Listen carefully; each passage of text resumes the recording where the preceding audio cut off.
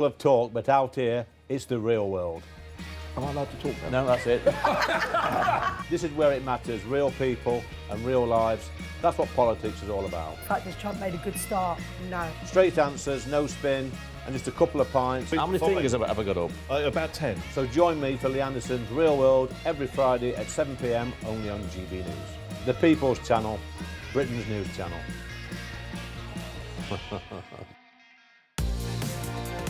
Mornings don't have to be tiresome, especially if you have the right company.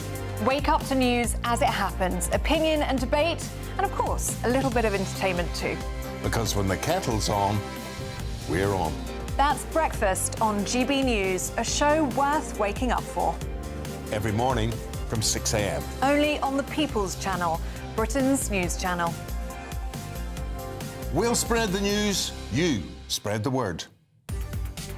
From the school run to the home run, watch a new show for all of Britain. So he can say whatever he wants. A straight talking show where all voices are heard.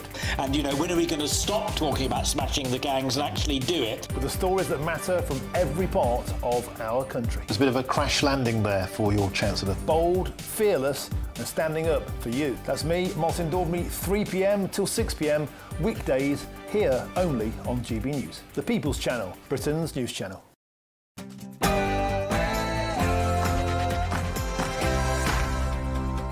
Hello, good evening. It's me, Jacob Rees-Mogg, live from Somerset with State of the Nation tonight. Can we see anything through here? There doesn't seem to be very many people about. Hello. Is this an illegal migrant place? I've discovered an apparent migrant hotel nestled away in the remote Somerset countryside, just a few miles from where I live. The Home Office is unwilling to say anything about it, but we think the public has a right to know. Also tonight, the Taliban is willing to work with Nigel Farage to return illegal migrants to Afghanistan. Should he do so and accept that it's the reality of solving the migrant crisis, or should we adhere to the Thatcherite principle that we don't talk to terrorists? The energy price cap has increased yet again. The regulator, Ofgem, is blaming net zero zealotry. Is this ideology over common sense, and once again leaving families to foot the bill? And the Duchess of Sussex says royal protocol made her feel less authentic, and so did wearing tights. But what is authenticity? Do people who insist on their own authenticity appear phony? State of the Nation starts now.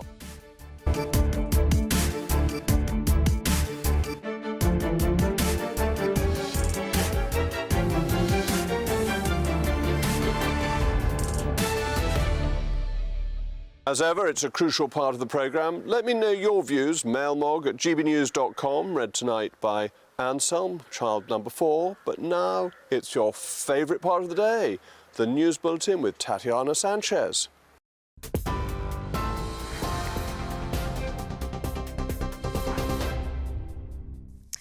Jacob, thank you very much. The top stories this evening: 2 children aged 8 and 10 have been killed in a shooting during a Minneapolis Catholic school mass.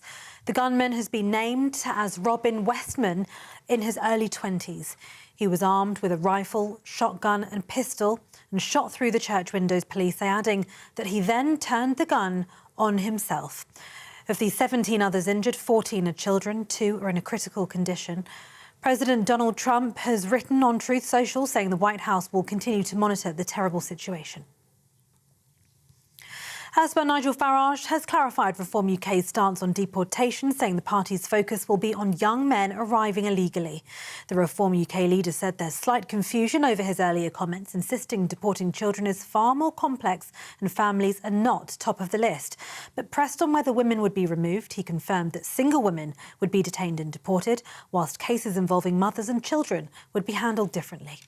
If a single woman, etc., comes to Britain, they will be detained and deported. If a woman comes with children, we'll work out the best thing to do. But the big message here is that the vast majority of those that come are young males. Mr Farage stressed the big message was the majority of small boat arrivals are young males. And under Reform's plans, he says they will not be staying. Kemi Badenoch suggested a Conservative government would not pay money to the Taliban to take back Afghan migrants deported from the UK. We have said that we need to make sure that anyone who comes to this country illegally is sent back to their home country or to a third country for processing. And we will do what we need to, but what we're not going to be doing is rewarding enemies of our country with money which they can then use to fight us later. That would be where my red line is drawn. In other news, an Ethiopian national seeking asylum in the UK has appeared in court today for the second day of trial. He told the court, "I am not a wild animal." Hadush Kabatu is charged with 3 counts of sexual violence, harassment and inciting a girl to engage in sexual activity. He was living in the Bell Hotel in Epping at the time of the alleged crimes. Hadush told Colchester Magistrates Court, "I'm a Christian and I'm also giving testimony on the Holy Bible." The alleged incident involving Kabatu sparked protests and counter-protests outside the hotel in Essex after similar protests were held outside hotels across the country housing asylum seekers. British Transport Police have confirmed that Tommy Robinson will not be charged over an alleged assault at St Pancras railway station last month after the Crown Prosecution Service concluded there was not a realistic prospect of conviction. The 42-year-old was arrested at Luton Airport on the 4th of August in connection with the incident, which took place on the 28th of July. British Transport Police said the alleged victim did not wish to provide a statement to the investigation. And energy bills will rise by more than expected this autumn. Ofgem has increased the energy price cap by 2% from October, taking the typical annual bill to £1,755. That's around £35 more than now. Ministers admit it'll worry families, blaming wholesale gas prices, which are still far higher than before Russia's war in Ukraine. Labour says its plan will protect consumers with more support for households and investment in clean power, while accusing the Conservatives of leaving Britain exposed. And those are the latest GB News headlines for now. More news from me in an hour. For the very latest GB News direct to your smartphone, sign up to News Alerts by scanning the QR code or go to gbnews.com/alerts.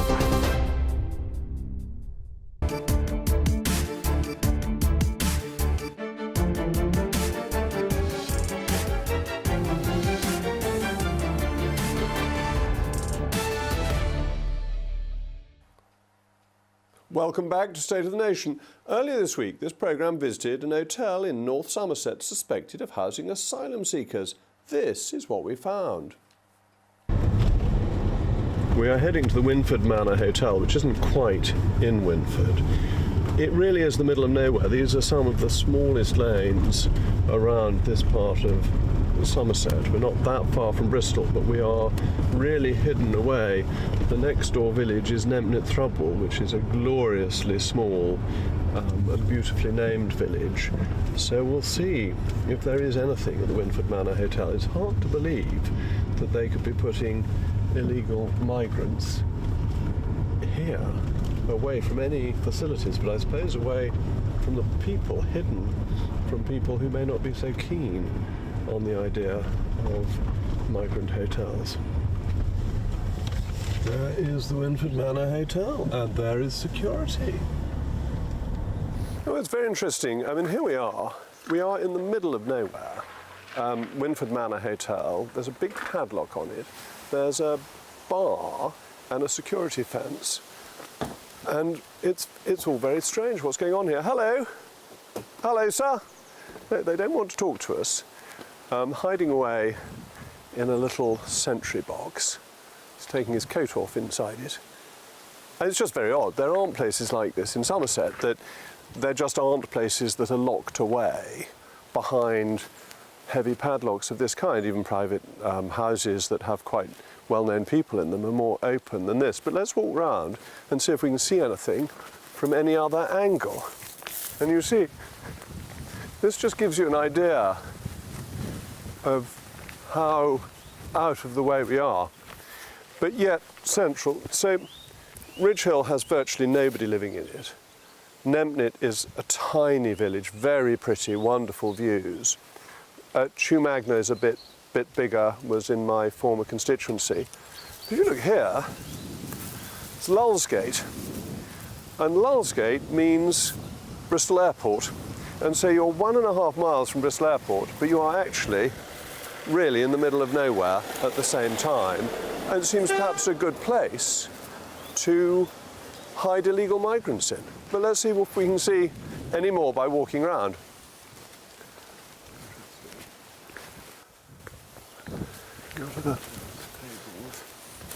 Can we see anything through here? There doesn't seem to be very many people about. Hello.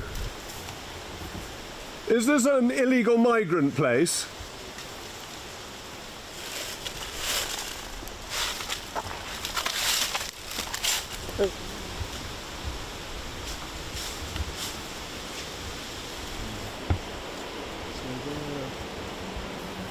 He looks as if he works here. No one we've seen looks like somebody who's come over on a boat. No, how one would tell, but they've got security or they've got lanyards. It's like some James Bond demon thing. So here we are in the middle of nowhere in Somerset, hidden away at the Winford Manor Hotel. And lo and behold, there's lots of security who don't want to talk to us. And we've noticed some don't drop litter signs in English, in French, but also in Persian and Vietnamese. What can be going on here? Do you think all this way from Dover, 200 miles from the Channel, we've got illegal migrants here that the government's too ashamed to admit to? Well, we repeatedly tried to verify the use of the hotel with the Home Office, local councils and the agency provider. None has confirmed or denied the hotel's use, though the Home Office has given the following statement. Since taking office, we have taken immediate action to fix the asylum system and have started closing down hotels and returning more than 35,000 people with no right to be here. From over 400 asylum hotels opened in summer 2023, costing almost £9 million a day, there are now less than, it ought to be fewer than, the Home Office ought to learn better grammar, never mind, 210, and we want them all closed by the end of this Parliament. The security of the local communities within which hotels are located will always be our paramount concern. I also made efforts to speak to people inside the hotel grounds and made it clear we were filming. We used a long lens camera to capture visual evidence suggesting this was an asylum hotel which showed multilingual signage, visible security and avoidance of media engagement. To protect privacy, we have blurred faces and not shown neighbouring properties, which interestingly seems to have been provided with secure entry systems, which has to be said are unusual in this part of the world. This is very much in the public interest. The public deserve to know who is living in their communities. These hotels are appearing in remote locations all over the country, and the authorities' unwillingness to be transparent about them means that it's left to us to do so. Well, I'm joined now by a former Labour advisor, Paul Richards. Paul, thank you very much for joining me. Why is the Home Office so coy about where these hotels are? Don't people have a right to know who is coming into their community?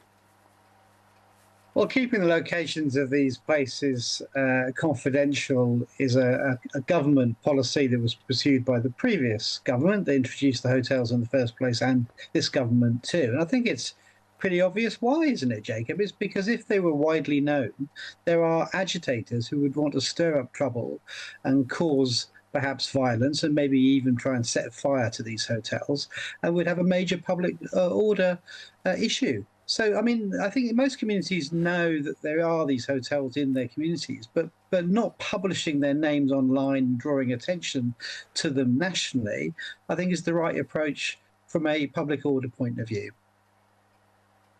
Doesn't it actually have the opposite effect, that if you hide them away, then it makes it of interest to people like me to go and find them, that you create an interest because you're not trusting people and therefore there is a suspicion of what's going on and of where these hotels are. And actually, openness, sunlight is the great disinfectant, and people would be reassured if they knew where things were.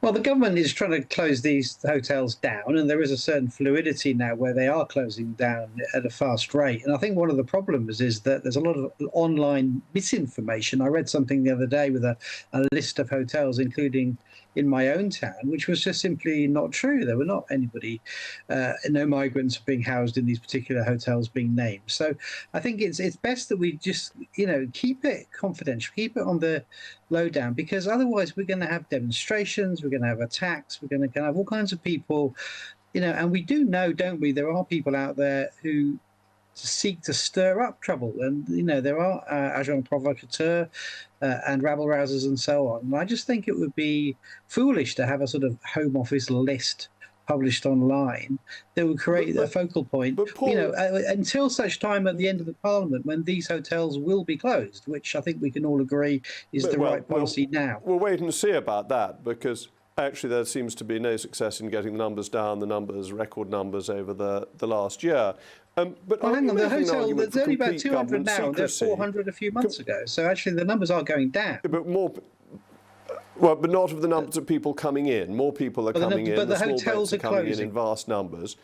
But, sure. But my point is that they may simply be going into larger hotels, because this hotel, this rather lovely hotel set in 7.5 acres, only has a little over 30 rooms. I mean, it is not, you would have thought, exactly the place to put very large numbers of migrants, because it's quite a small niche hotel.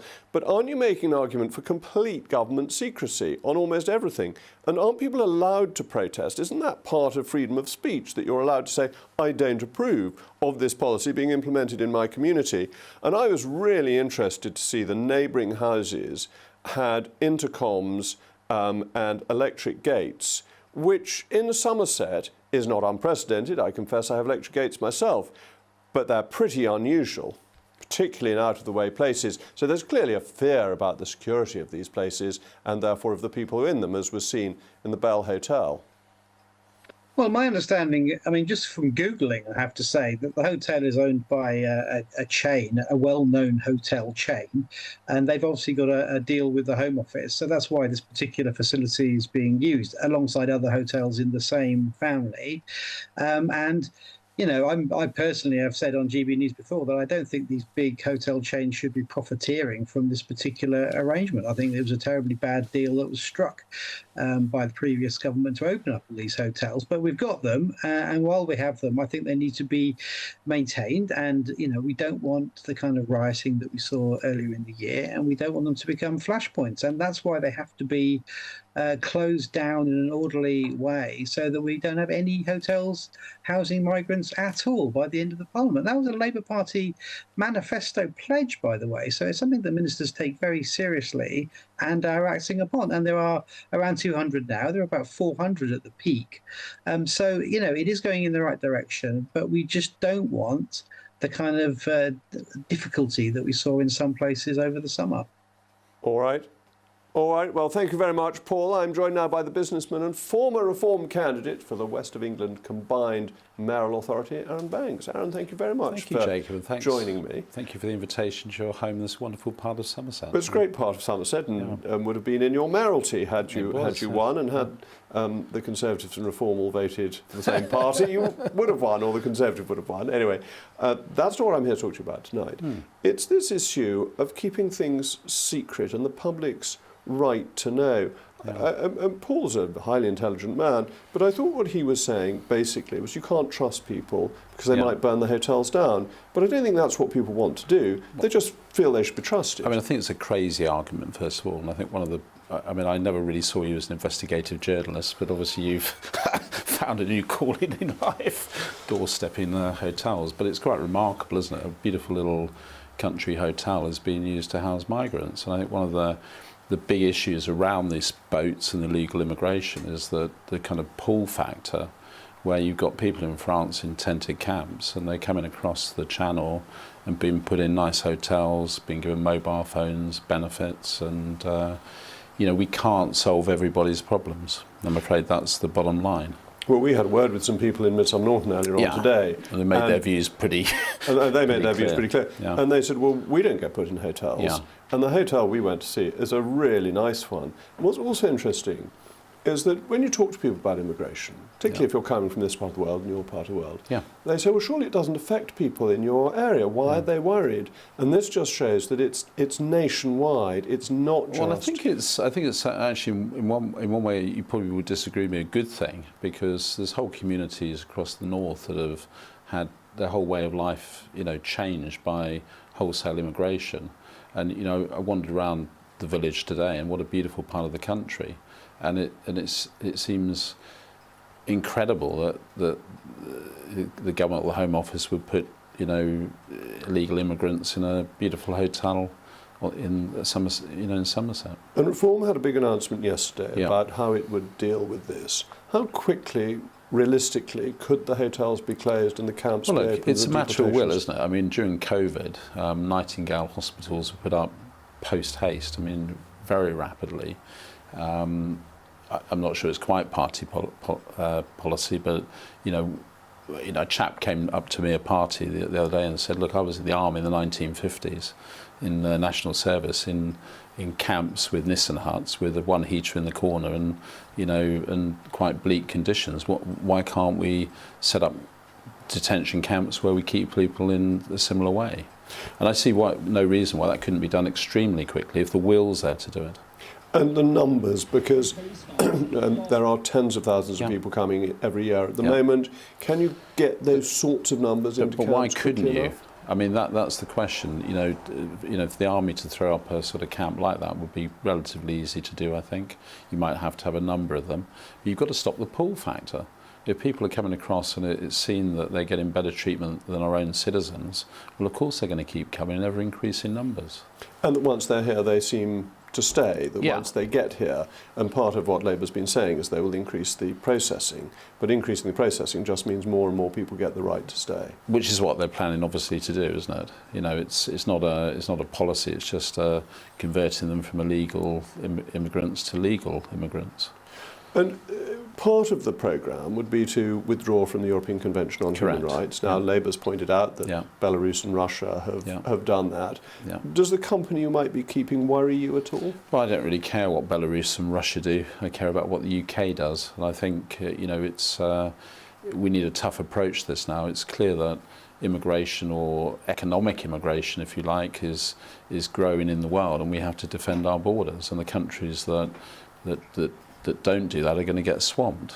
I mean, I saw in the paper today there was a lot of outcry about sending people back to Afghanistan or the Taliban, and then it turns out Germany's doing the same sort of deal. I think we're going to have to be hard-headed about this and look after our own interests first.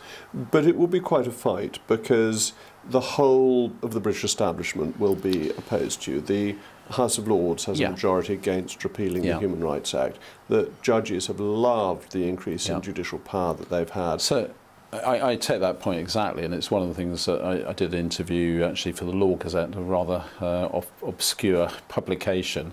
But my point was we almost need a great reform bill, or a big, beautiful reform bill that tackles the kind of structural issues in the British establishment right at the very beginning of a reform government.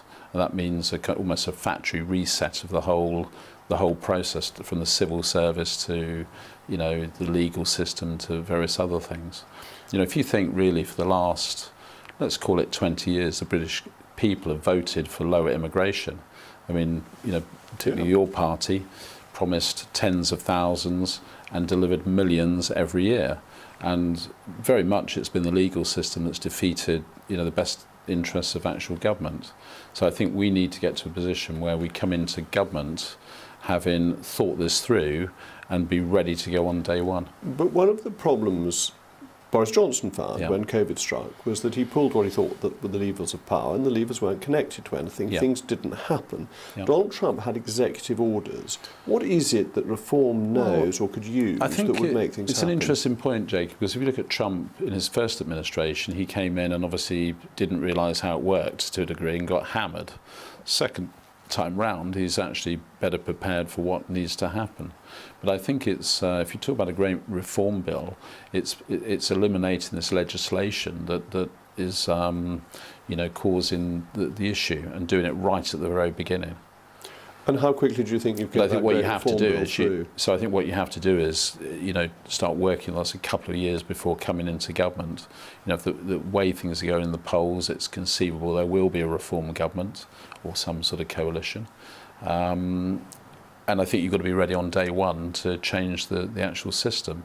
So the civil service is a good example. So your motto is Trump 2, not Trump 1. That's exactly right. Thank you very much indeed. Thank you, Jacob.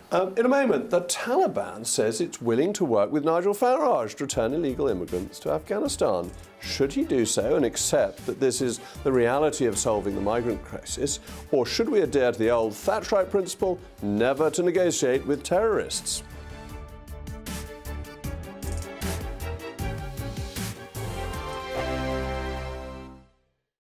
Westminster's full of talk, but out here, it's the real world. Am I allowed to talk now? No, that's it. This is where it matters, real people and real lives. That's what politics is all about. In fact, has Trump made a good start?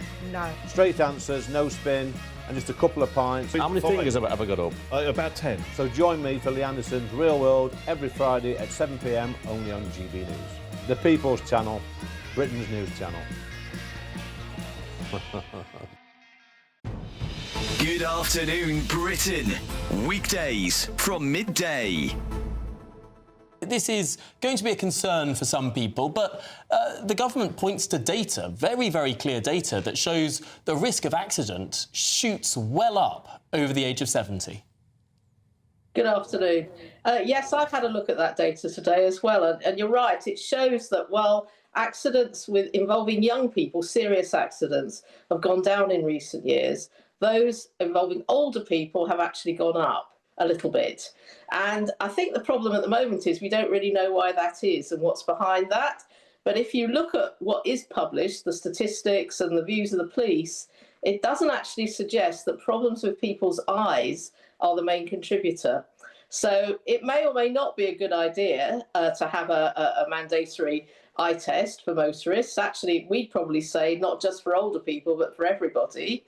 But it's not clear that that would really impact on very significantly on the number of accidents. I think the reason 70 may have been chosen is because that's the age at which you have to renew your driving licence. But is that the right age? Should that be 75? As you say, in a way, you know, ageing is changing over time, and a lot of people are very fit and well at 70 and at 75. So I think it does run the risk of looking ageist to just be suggesting that it's people over 70 who should have an eye test, because, of course, we can develop eye problems at any time in our lives. I suppose there is the argument, though, you're more likely to the older you get, and the point at which this kicks in is always going to be debated. For me, I think one of the bigger issues is access and availability. If this is going to be a massive waiting list for people that actually stops them accessing their own vehicles, this is going to be a big present problem. GB News, the People's Channel. You want to know what's really going on in the corridors of power? Labour don't know what to do with you half the time, and that makes you quite lethal in the chamber. Get behind the headlines with Chopper's political podcast. Join me, Christopher Hope, as I sit down with the great and the good of British politics. We'll see where this ruling takes us. These are the stories shaping our nation. Chopper's political podcast, available now on all platforms. Listen in and stay ahead.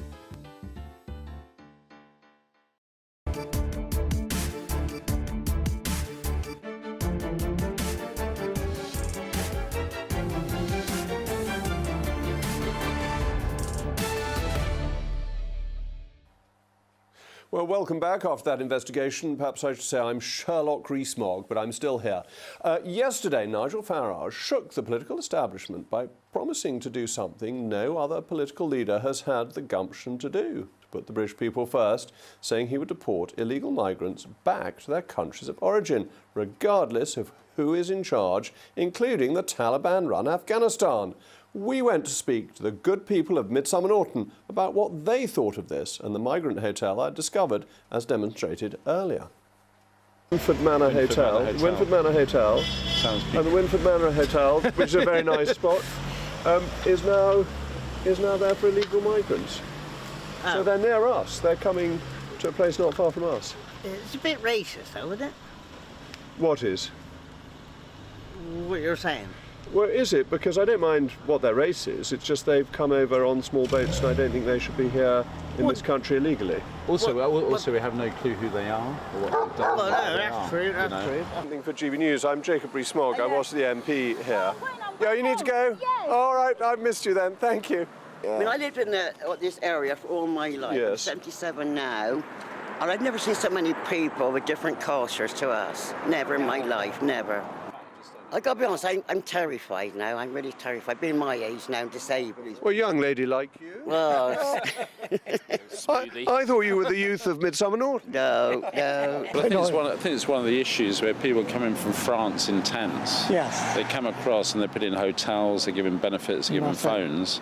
Well, why wouldn't they come? Yes, it's a difficult situation, but I think that we should we could put our foot down a bit harder. Yeah. We do. I'll come to next, if I may. About what Nigel Farage has been saying on immigration and whether you should send people back to Afghanistan or whether you think that's going a bit too far. Well, I think that would probably be going a bit too far. But I think, you know, I think most people are beginning to feel now that we're becoming swamped. Far too many people coming over, and anybody could walk in as well. Don't know who they are. It's just numbers, really. I think it's, you know, I think everybody feels that. It's not that we're not a welcoming country, but you just can't have all these hundreds and thousands of people coming over. Nice, Richard, thank you for letting us talk to you and disturbing you, enjoying your time. Well, I'm not really. I've been let down. I've got to wait another hour for a bus. Oh, no. Well, at least it's not raining anymore. Oh, dear me. Where do you live? I blame the government. You know, when I was the MP here, we had buses all the time.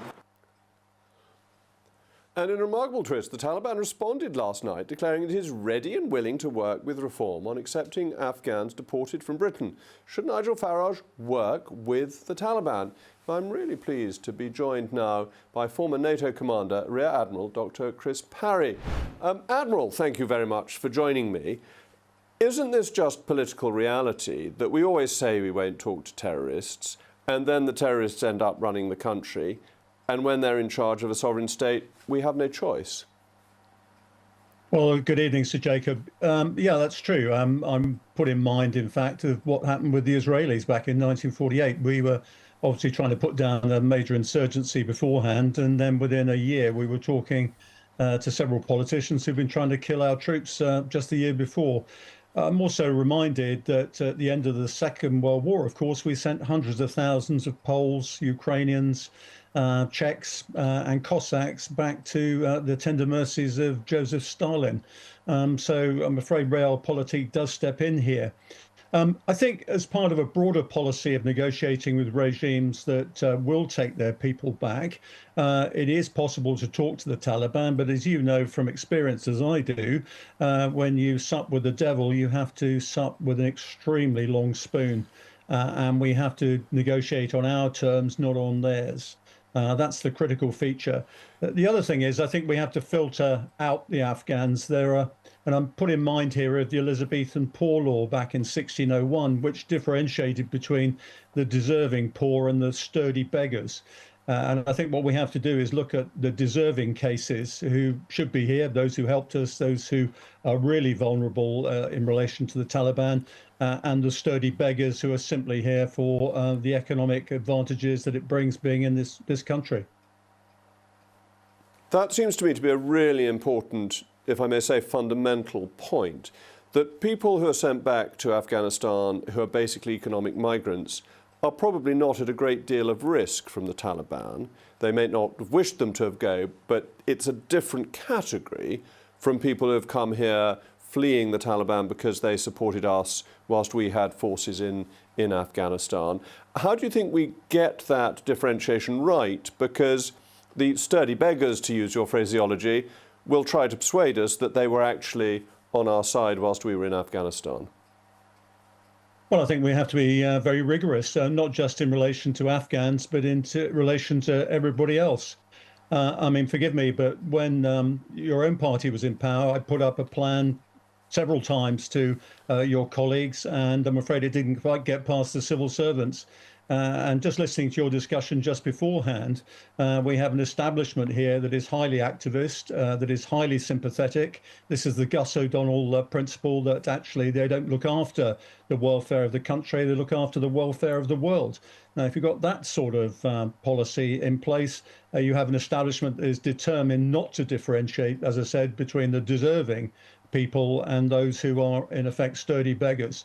And we have to get much smarter at being able to filter and differentiate between those people who should be here as refugees and those who, frankly, across the board are only here for the advantages that Britain brings. And we all know the advantages because we live here. Well, Admiral, I agree with every word you've just said, so thank you very much for joining me this evening. Shortly, the energy price cap has increased yet again. The regulator Ofgem is blaming net zero zealotry. Is this ideology over common sense and once again leaving families to foot the bill?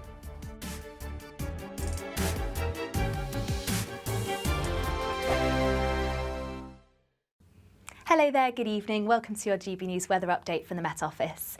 As we head into tomorrow, it should be a mostly dry and bright start across eastern areas, but eventually turning more and more unsettled from the west and temperatures returning to average for all. And it's all due to low pressure situated to the northwest of the country, dragging in frontal systems, so more cloud, some outbreaks of rain, and this mostly across western areas where it will eventually turn more unsettled, clouds starting to spill into Northern Ireland, parts of Scotland and eventually parts of England and Wales. But across central areas of England, parts of the southeast, any showers easing away, and it should be mostly dry, clear and cool night, a lot fresher than recent nights, lows reaching around 11 to 12 degrees Celsius.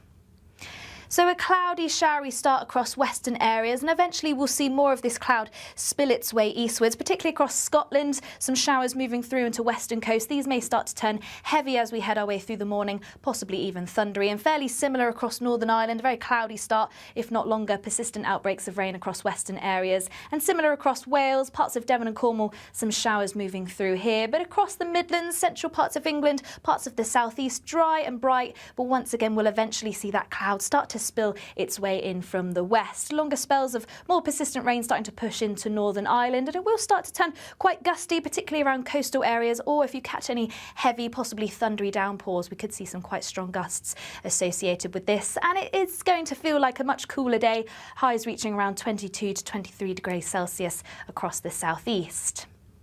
To finish off the week, I'm afraid it is remaining unsettled. Further showers, particularly across Scotland, and also some longer spells of rain across parts of the south and southeast. This too turning heavy and possibly thundery. Most areas of England and Wales are going to catch a shower or two by the end of the week. And that theme is continuing into the weekend, with temperatures once again remaining around average for the time of year. Bye-bye. You want to know what's really going on in the corridors of power? Labour don't know what to do with you half the time, and that makes you quite lethal in the chamber. Get behind the headlines with Chopper's political podcast. Join me, Christopher Hope, as I sit down with the great and the good of British politics. We'll see where this ruling takes us. These are the stories shaping our nation. Chopper's political podcast, available now on all platforms. Listen in and stay ahead. It's Patrick Christie's Tonight, and here we do things differently. It's explaining the absolute madness of this, doesn't it? It's explosive. I mean, this is very good. It's lively. 850. Your government sat there, Sean, and it did nothing. It's controversial. And the Middle East has been in turmoil since before I was born. It's everything you need to kickstart your evening. Everyone's had their Weetabix tonight. I love to see it. That's Patrick Christie's Tonight, weeknights from 9 p.m. Only on GB News, the People's Channel, Britain's news channel.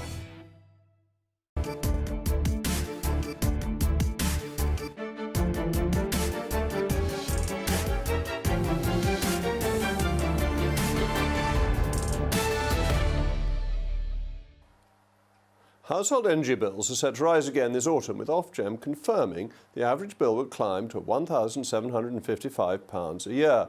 Despite wholesale gas prices falling, the regulators said so-called balancing costs linked to unpredictable renewables such as wind and solar are to blame. This is the price of net zero. The endless obsession with rushing to renewables, whatever the cost, means families are being saddled with higher bills to fund Labour's green dogma. Once again, ideology triumphs over common sense, and it's the public, it's you, ladies and gentlemen, and me, who are left to pay. Well, I'm very pleased now to be joined by the leader of the Climate Party, Ed Gemmill. Ed, thank you very much for joining me this evening. I mean, this is absolutely clear, isn't it, in what Ofgem has said, that this is the cost of net zero. And we've always known there's a cost to net zero, but people have tried to cover it up, and this time it's out in the open. I think it needs putting in context, and there's probably two aspects to this. One is how much of that actually is due to net zero, and the other bit is actually to explain balancing, I think, which is pretty important. I mean, the increases that are coming are pretty small. It's 2% as an increase, as you said at the beginning, and that's to take into account the fact our bills are still 40% higher than they were at the beginning of the Russian-Ukraine war. But that increase is covering three things. Yes, balancing. Let's come back to that as one of the items.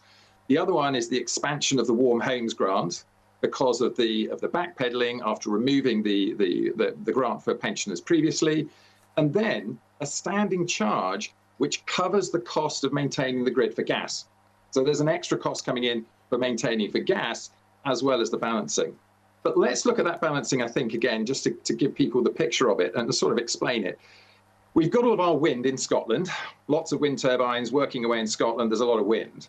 We've got their commercial customers, and really this is about commercial customers, so steelmakers, Tesco, whatever it would be, in other parts of the country. Now, when they're making a lot of wind, it's then got to get through that pipeline of the national grid to get there, and that pipeline is not big enough. Now, it's not big enough because we haven't invested in it enough, but it's also not big enough because the way we have planned, allowed wind to roll out in the country has not been uniform. We haven't had it rolling out all around the country near to where it needs to supply the power. So we have caused this problem through planning policy and through lack of industrial strategy and energy strategy in terms of organising it. And just the last thing is the cost then goes on those wind suppliers if they can't fulfil their contracts.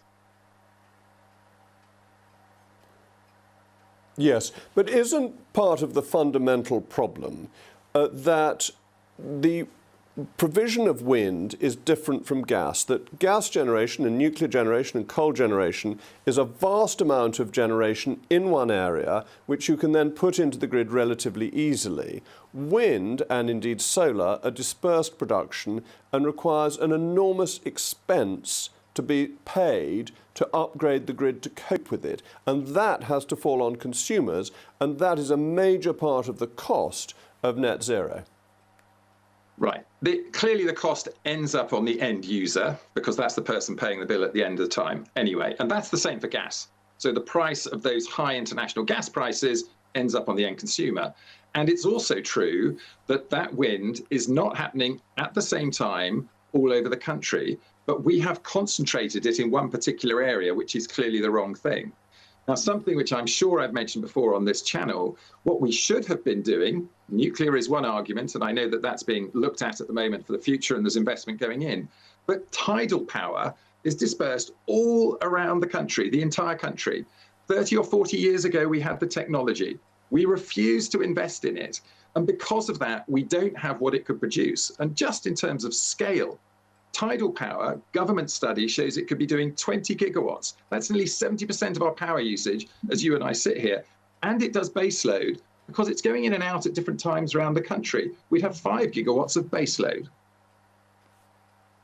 But the cost of tidal power is enormously expensive, and they've talked about it often in the Bristol Channel. And the issue there is not just the capital cost that you have to spend on getting it put in, but also the cost on the natural habitat as well. So you face with tidal power, don't you, two competing green arguments. One is the net zero one, and the other is the habitats one. And which one should win in those circumstances?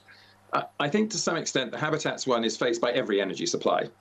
And it doesn't matter whether it's fossil fuels, which arguably are causing more damage, or nuclear or anything else. There is a habitat and environmental issue on all of those. In terms of the pricing of tide, a lot of the reason it is so expensive is because we haven't invested in it for 30 years. When solar and wind started 30 years ago, they were more expensive than fossil fuels. They're now wildly cheaper. That could have happened for tidal power, and it could have been unique. But Ed, you know that's a very tendentious statement. I can't let you just say that they're much cheaper. They're not much cheaper when you take the costs that you pay when you're not receiving the electricity because you don't need it, the capital costs, and the cost of gas when it's being run efficiently at the full capacity utilisation of the system. There is nothing at the moment that is suggesting gas can ever be cheaper ever again. It just isn't going to happen. You did mention effectively the balancing cost price, which is no question. There is an issue there, and we started to explain the reasons for it, and that's going from hundreds of millions up to even $1 billion potentially this year. Now, what we mustn't have on that is where you and I would agree is any wind farm gouging the government to get extra money when it's not losing money. All right, Ed, thank you so much for joining me. In a moment, the Duchess of Sussex says royal protocol made her feel less authentic, and so did wearing tights. But what is authenticity? Do people who insist on their own authenticity appear phony? Oh, and my fourth child, Anselm, will be reading out your views in the Mail Mog, so your last chance to send them in. Thank you.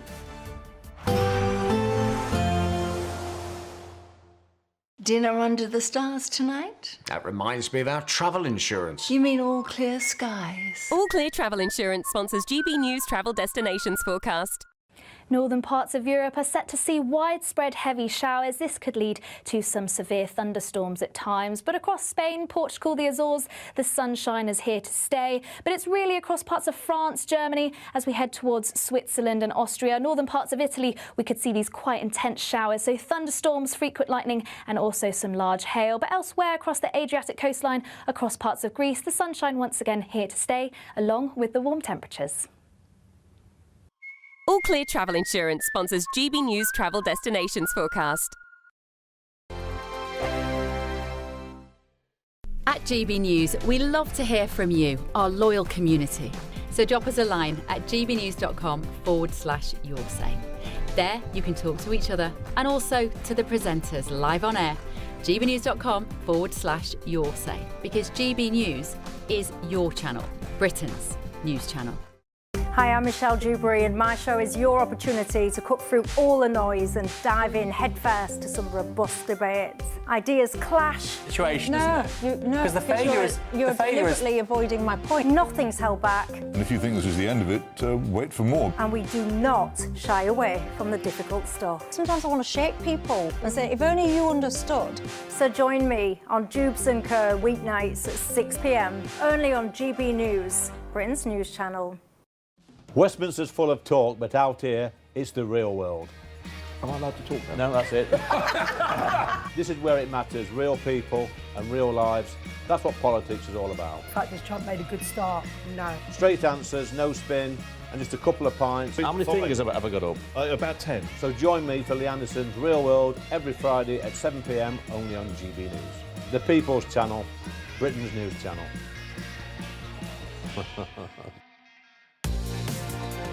Mornings don't have to be tiresome, especially if you have the right company. Wake up to news as it happens, opinion and debate, and of course, a little bit of entertainment too. Because when the kettle's on, we're on. That's Breakfast on GB News, a show worth waking up for. Every morning from 6 a.m. Only on the People's Channel, Britain's news channel. We'll spread the news, you spread the word. From the school run to the home run, watch a new show for all of Britain. He can say whatever he wants. A straight-talking show where all voices are heard. And, you know, when are we going to stop talking about smashing the gangs and actually do it? With the stories that matter from every part of our country. There's a bit of a crash landing there for your Chancellor. Bold, fearless and standing up for you. That's me, Martin Daubney, 3 p.m. till 6 p.m, weekdays, here only on GB News. The People's Channel, Britain's news channel. Britain was once the envy of the world. But look around. A nation that no longer knows what it is or where it's going. A country that's broken. How do we fix Britain? How do we bring it back? Friday night with Matt Goodwin at 8 p.m, only on GB News. Join me, Nana Akwe, for an informative, interactive news programme with a difference. It's fun. No, he didn't say that, though. I'm so surprised. I think there's an element of truth to that. Join me from 3 p.m. every weekend, only on GB News, Britain's news channel.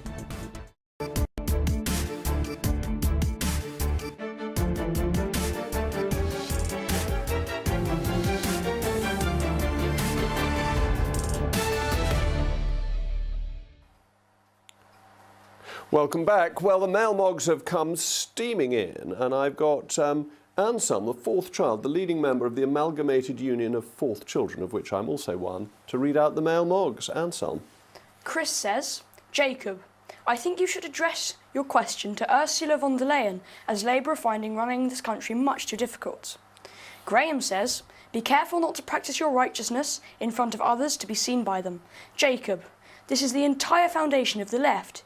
It's really interesting how this message was given as the main commandment thousands of years ago. Margaret says, I've thoroughly enjoyed your programme from Somerset this week. Excellent choice of location. Now looking forward to joining you for Halloween and Christmas shows. Oh, excellent. Well, we'll have to try and do that, and we must get you back to do more male mogs. So, Meghan, Her Royal Highness the Duchess of Sussex, has returned to Netflix, declaring that her life as a royal was inauthentic, apparently because she had to wear nude tights. But what is authenticity? For the Duchess, it seems to be an essentially selfish creed that ignores the requirements that duty places on all those in public life. For the late Queen, however, authenticity meant a lifetime of service, dignity and duty. Well, I'm very pleased now to be joined by royal journalist Pandora Forsyth. Pandora, thank you very much for joining me. How do you define authenticity? What does it mean? And what does it tell you about somebody who talks of their own authenticity? Good evening. Thanks so much for having me. I think any human being is in charge of their own authenticity, to be quite frank with you, whether you are a royal family member or whether you're just a working man going about their days. Whatever you put into the world, the public will then have a decision as to where they think your authenticity lies. Now, the issue here is with Meghan is that story that she has portrayed over the few years that we've known her on this global platform has changed. So therefore, her authenticity has been brought into question. I see, and it's come up on the most extraordinary issue. It's about the type of stockings that she wore, which I think to a British audience, particularly when it's called pantyhose, sounds very odd. Yeah, and what I would say here is that if you are going into an institution and you are going to be working essentially for the king or at the time for the queen, and you are very much doing a public duty for the country, for the Commonwealth, then unfortunately, just like with any line of work, you may get told to wear things that you might not necessarily want to. I'm sure if I went down to my local shop and spoke to supermarket workers about their uniform, perhaps they wouldn't like what they wear either. But that is your line of work, and you actually do have to get on with it sometimes.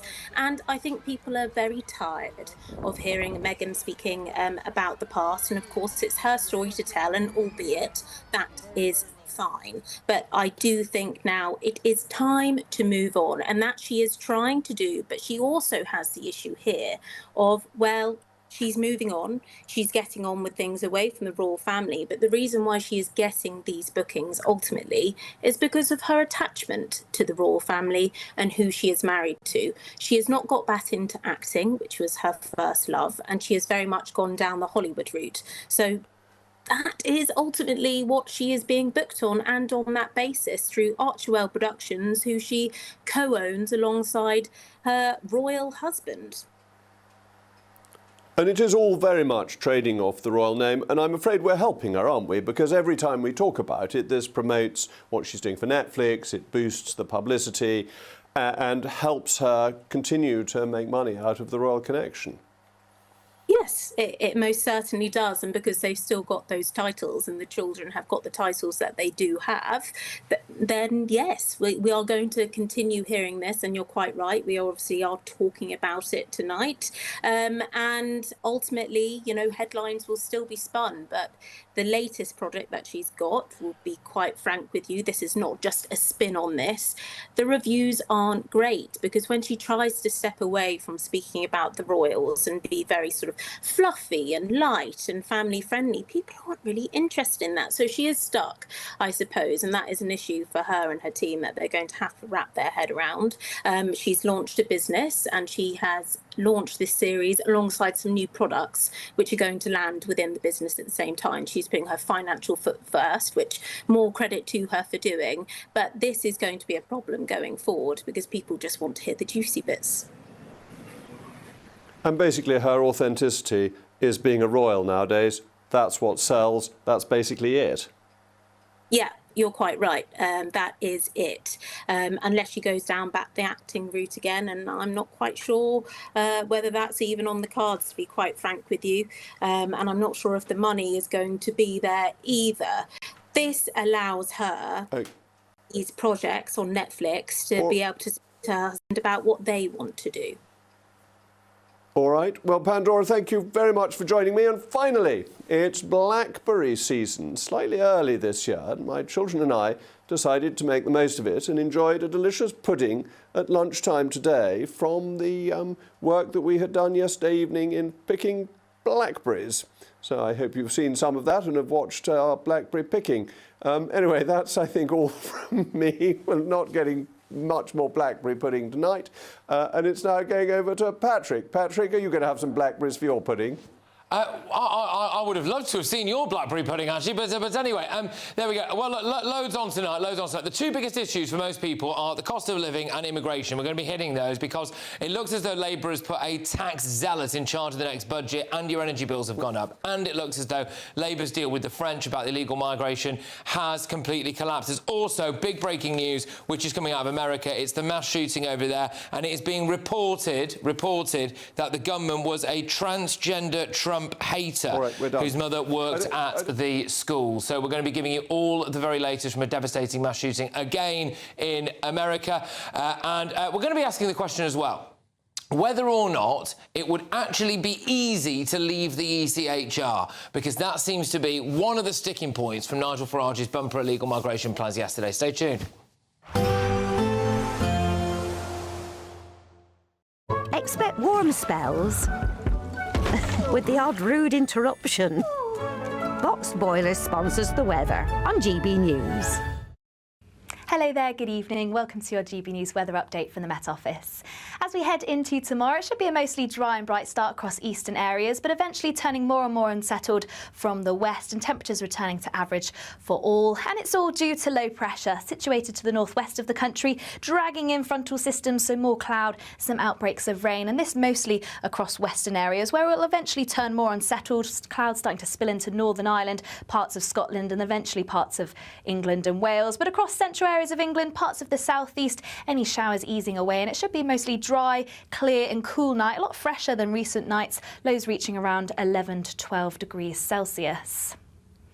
So a cloudy, showery start across western areas, and eventually we'll see more of this cloud spill its way eastwards, particularly across Scotland. Some showers moving through into western coast. These may start to turn heavy as we head our way through the morning, possibly even thundery, and fairly similar across Northern Ireland. A very cloudy start, if not longer, persistent outbreaks of rain across western areas, and similar across Wales, parts of Devon and Cornwall, some showers moving through here. But across the Midlands, central parts of England, parts of the southeast, dry and bright, but once again we'll eventually see that cloud start to spill its way in from the west. Longer spells of more persistent rain starting to push into Northern Ireland, and it will start to turn quite gusty, particularly around coastal areas, or if you catch any heavy, possibly thundery downpours, we could see some quite strong gusts associated with this. And it is going to feel like a much cooler day, highs reaching around 22 to 23 degrees Celsius across the southeast. To finish off the week, I'm afraid it is remaining unsettled. Further showers, particularly across Scotland, and also some longer spells of rain across parts of the south and southeast. This too turning heavy and possibly thundery. Most areas of England and Wales are going to catch a shower or two by the end of the week. And that theme is continuing into the weekend, with temperatures once again remaining around average for the time of year. Bye-bye.